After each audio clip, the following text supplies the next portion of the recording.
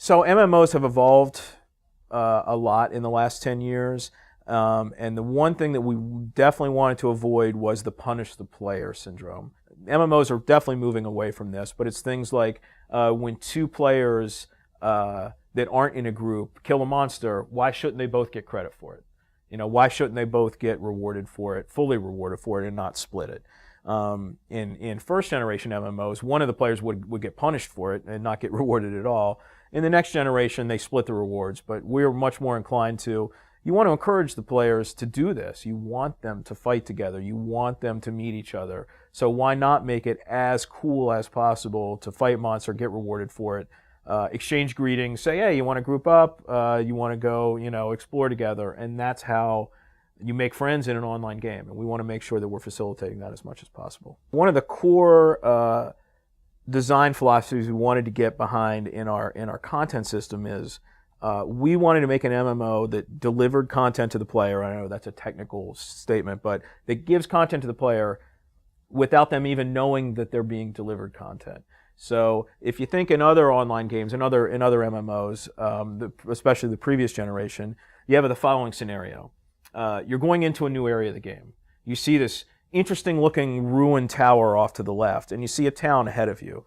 These games have, in fact, taught you, in fact, brutally so, to ignore the cool looking thing altogether and to go to the town where you know you're going to find someone who's going to tell you to go back to the tower. Otherwise, it's useless to explore the tower.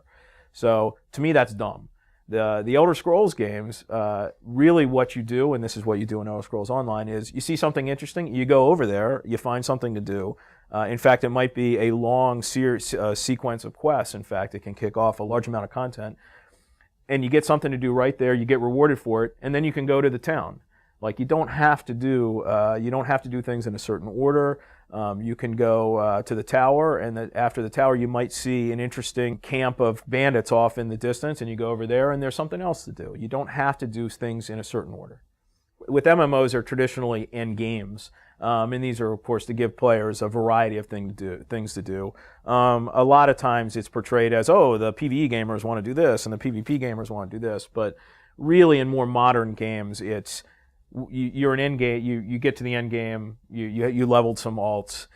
You want to make sure when you log in, you have something to do. So some nights you want to PvP, some nights you want to go into a dungeon. So we're going to support, of course, the traditional PvE raiding gameplay. We have our own little spin on it. As far as PvE goes, we have a dungeon raiding system where you can go with your group or a group of groups and fight through and find interesting content, underground fighting monsters. Our little interesting rub on that is that the combat you get into in dungeons is many versus many typically. So if there's many of you, there'll be many monsters. So we're trying to simulate as much as possible the combat style you find in PvP in a dungeon in PvE.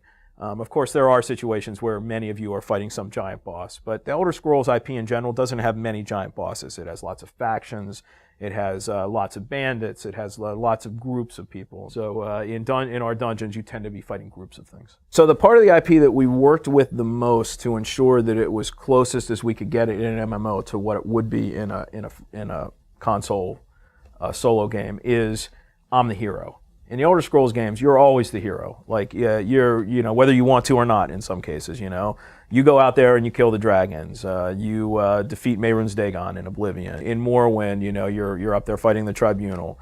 Those are huge, global, epic things that you don't want to stand in line to do them in an MMO. Like, the last thing you want to do is, have the final confrontation with Mehrunes Dagon as he's stomping across the Imperial City, and you see like 15 guys behind you waiting to kill him because they're on the same quest. So, as MMO online designers, the thing we needed to make sure we hit the most was that feeling that you're awesome, you're the hero. And we do that, of course, through a mix of technology where when I am confronting a major foe in the game, I'm doing it in an instance where I'm alone. And we have a whole part of the game that's 100% solo, which is the main story, where the world focuses on you, you're the hero, everything you do is solo, and the world reacts to you that way. Having been in MMOs for a long time, I know and understand that community very well. And that is the very vocal community, a lot of times vocal critics of what you're doing. But those people that take the time to pick your game apart, and sometimes they tell you things that you didn't even know were wrong with your game, those are the people that you want playing your game because they're the most vested in the community and that they care enough about it to complain. The worst, situation for a game community to be in is when no one posts on the boards because they don't care. And if they're posting on the boards, they care. Yeah, even if they're not being so polite about it. And so, but that's a fact of life. And you're an internet game. You're on the internet. You have an internet community, and the internet community is always very vocal. So what you do is you learn from it. You make sure that you do the best job to deliver the best game that you can, and then you go from there.